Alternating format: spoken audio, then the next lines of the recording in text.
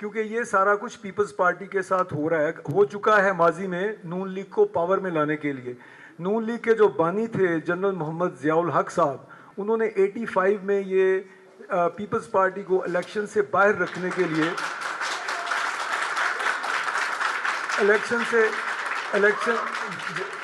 नवाज शरीफ को पावर में लाने के लिए और पीपल्स पार्टी को इलेक्शन से बाहर रखने के लिए गैर जमाती इलेक्शन करवाए, जिसके नतीजे में सरमायादार अरबपति खरबपति जो हैं वो इकट्ठे हुए नून लीग में, और वो एक जमात ज़ियाउल हक ने बनाई। आज भी आप लाहौर में कोई कैंडिडेट उठा लें नून लीग का, कोई भी अरबपति से कम कैंडिडेट नहीं है।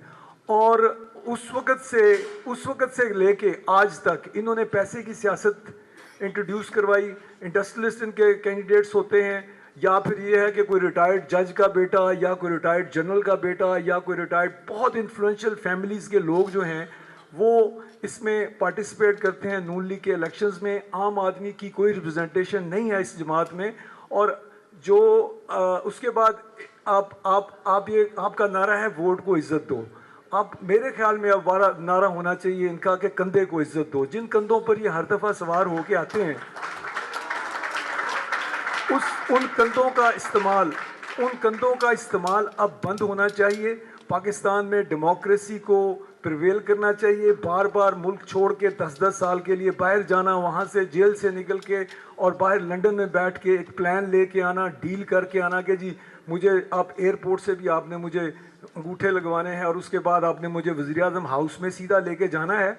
तो ये सारे प्लान जो हैं, जो प्लान आप बनाते हैं, जिनके कंधों पर सवार होके आते हैं, उनके 50% प्लान फेल होते हैं। तो इंशाअल्लाह ताला ये जो आने वाले इलेक्शन में जो ये समझ रहे हैं कि हमारा प्लान है, साड़ी गल हो गई है, गल आवाम से करनी पड़ती है।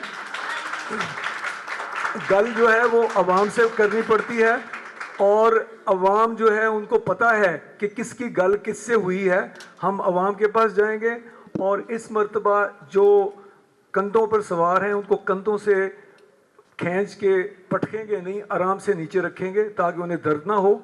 और हम लोग जो हैं वो पाकिस्तान में कंधों की सियासत, मेरी दरख्वास्त होगी नून लीग की लीडरशिप से कि बहुत हो चुकी, बार बार आप कंधों की सियासत जो करते हैं उसको आप बंद कर दें। और आखिर में मैं फुट नोट यही दूंगा, it was a sad decision for me at least. मैं इसको अभी तक डाइजेस्ट नहीं कर सका। Thank you. Just a small response कि डिक्टेटर को डैडी किसने कहा था, पहले डिक्टेटर को, इस मुल्क की तारीख है, ये ना भूला जाए कि डैडी कह के कौन आया था, आगाज किसने किया था।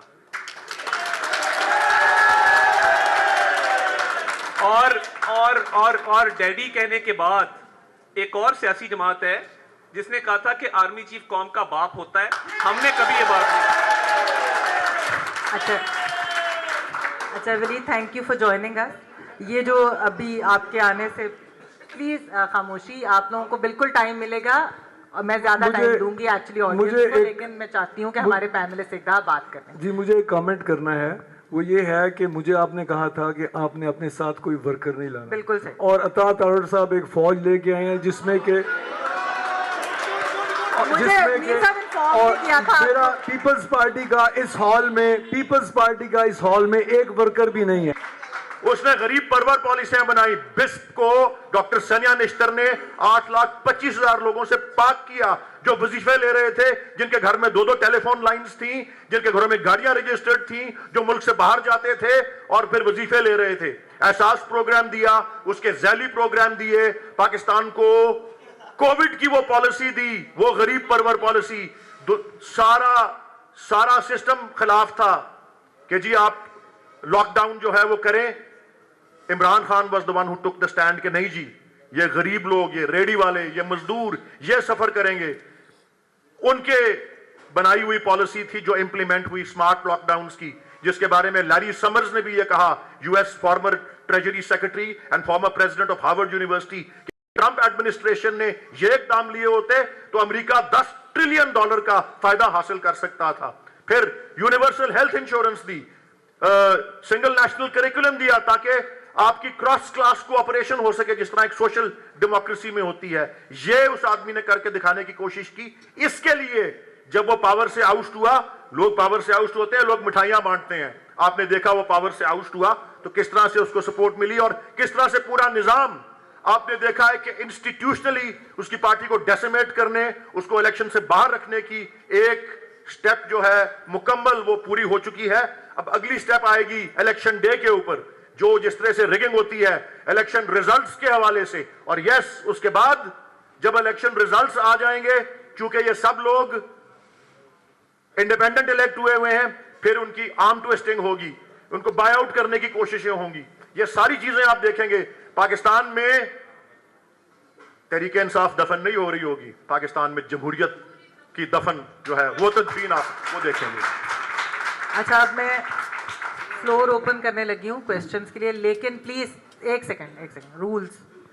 पहली चीज़ है, आप अपना नाम बताएंगे और किस पैनलिस्ट से सवाल है, और सिर्फ सवाल करेंगे। यहाँ पर कोई मैं कमेंट्स या इस तरह की जो चीज़ है जो तक महदूद रहिएगा, किसी पर पर्सनल अटैक इधर नहीं करना, कोई बदतमीजी नहीं करेगा।